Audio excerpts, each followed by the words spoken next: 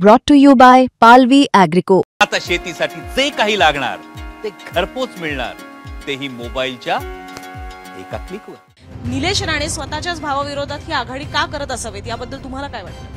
नाही, याच्यामध्ये एक लक्षात घ्या, आज काय झालंय, हम करो सो कायदा अशी पद्धत झालेली आहे आणि या जणू काय आम्ही या कणकुलीचे मालक आहोत अशा अविर्भावात हे सत्ताधारी आहे। तुम्हाला खरोखर विश्वास आहे की शिवसेना तुमच्यासाठी तेवढी ताकद लावेल? म्हणजे शिंदेचा गट जो आहे, शिंदेची शिवसेना आहे, ती तेवढी ताकद लावेल का?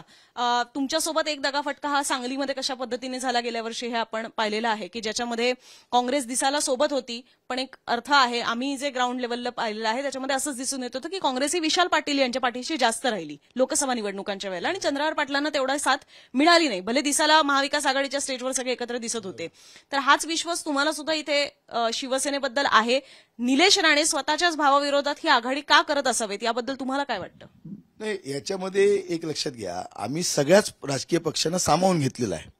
ज्याची क्षमता आहे, ज्या कार्यकर्त्यामध्ये निवडून येण्याची क्षमता आहे किंवा त्यांचं ज्या ज्या भागामध्ये त्यांची ताकद आहे राजकीय, त्या ताकदीनुसार त्यांना प्रत्येक शिंदे सेनेला त्या ठिकाणी तिकीट दिलीत, काँग्रेसला दिलीत, शिवसेनेनं आमच्या शिवसेनेनं आमची तिकीटं घेतलेली आहेत आणि सगळे मिळून आम्ही एकत्रपणे त्या ठिकाणी सांघिकपणे लढतोय।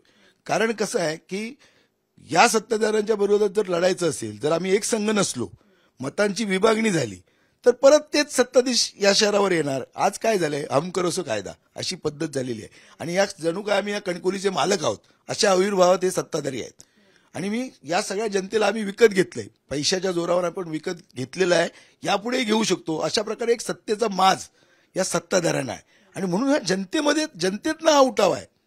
म्हणजे आपण जे उठाव बघतो ना, एक जे उठाव निर्माण होता, उद्रेक होतो, लोकांचा एक संताप होतो आणि त्या उद्रेकातनं ही शहर विकास आघाडी घडलेली आहे।